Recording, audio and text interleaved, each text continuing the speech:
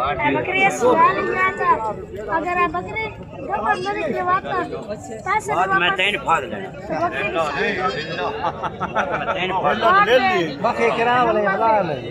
Data बंदा बंदा है ये देखो लस्सी बकरी लाई है। अगर बकरी गब्बर न निकली तो पैसे भी वापस बकरी भी वापस। ठीक है जम के डाला बकरी बकरी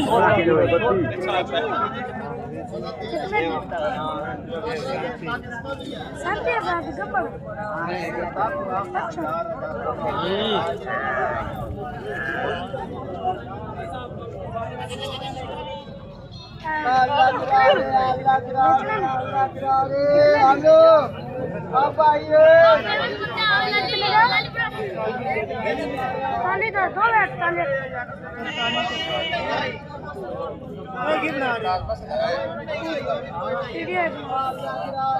अभी तस्वीर नहीं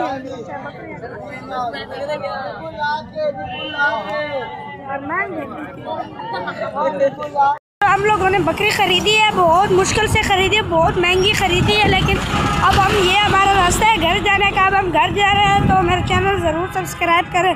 ये है सालम रोड फुलरमान, ये आगे ये पेट्रोल पंप है। अब हम जा रहे हैं गाइस, चैनल ज़रूर सब्सक्राइब करें।